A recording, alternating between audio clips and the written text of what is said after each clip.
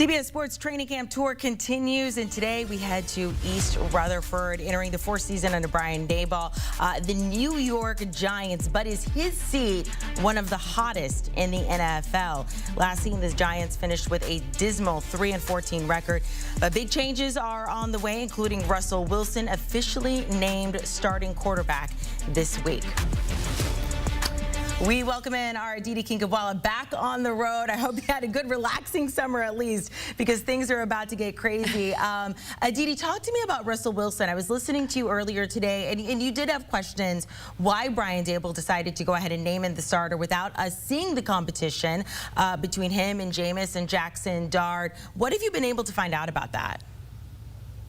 My sense here, Amanda, is that that is what this team needs. This is a young team that didn't necessarily have really strong vocal leadership on offense. And in Russell Wilson, you have a veteran who's done it, who's won Super Bowls, who's been in the big moments. You mentioned Jackson Dart. He grew up with a Russell Wilson jersey. So now Russell Wilson comes in. He takes command of that locker room. He's certainly taken command of this huddle. And he's a voice that these players are really responding to.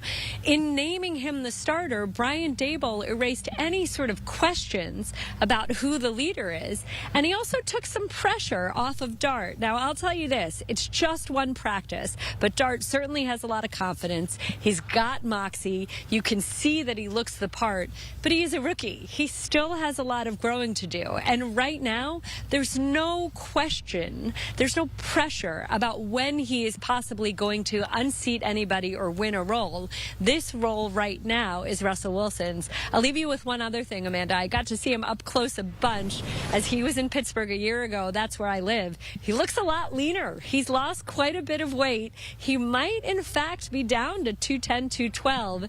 And he's moving a little bit better. That's what the Giants' hope is. Okay, a new look for svelte, if you will, Russell Wilson. Aditi, you have been, I adore being your colleague because you just have so much knowledge of the game. And you were a beat reporter, for the Giants back in the day. And back then, they had a very, very good front four. And people are saying this may be one of the most formidable front fours in the league right now. Why are they so excited about this? Amanda, I feel like you're aging me right here. No, I know it kind of came out that way. It's just more like, I love you so much.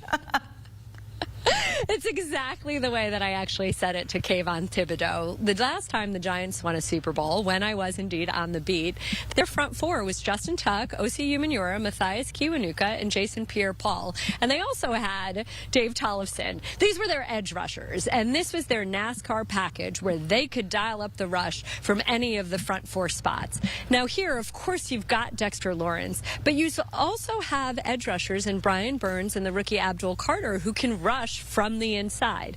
There's a lot of depth here, more depth that they've had on the defensive front and all the time that Brian Daboll has been here. There's a lot of excitement about what this fast, aggressive, hard-hitting front can do. I can tell you that Kayvon Thibodeau spent the offseason learning wrestling moves because he said he heard Ray Lewis got better with his rushes because of wrestling. It's a group that's very motivated, but again, Amanda, I come back to this. You only get to dial up that pass rush if the offense does its job and gets ahead. So that's where we turn back to what Russ and that offense will do. Okay, so we had Tua doing jiu-jitsu a couple seasons ago. Now we have these guys doing wrestling. I'm all for it. I mentioned going into this that Brian Daboll might be on one of the hottest seats heading into the season. Look, he came in and we were so excited that first season. They went 9-7. They made it to the postseason, eventually lost in the divisional round. 6-11 after that, 3-14 this past season. Him, their GM Joe Shane.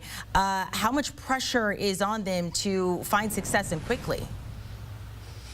This is the what have you done for me lately league. There's pressure on every single coach and every GM around the league. Right now, it's day 2 of training camp. I can tell you there's great energy out here. There's a lot of optimism. This is a team that feels that it has more depth, more talent, and more character guys than they've had since this partnership has been in place. Almost the entire roster has been turned over. There are a few holdovers from before Brian Daboll was here. These guys feel right now that they have players that love the game of football. They have the right mix of leadership and youth. And again, It's day 2. So let's give them an opportunity to see what they can do before we call for somebody's job. I will say that in chatting with Brian Daboll, he certainly feels not only confidence and optimism, but as if he's at peace with what he's going to be able to do. Very early on. Aditi, we appreciate it. Back on the road again. Hopefully I'll see you next month in New York during our do you seminar. want a Justin Fields update? Yes. Do you want a Justin Fields update? We do. We're going to come back to you. We're going to take a quick break, but that's a good tease talking about Justin Fields. I do want to mention the NFL returns to CBS on September 7th, just around the corner.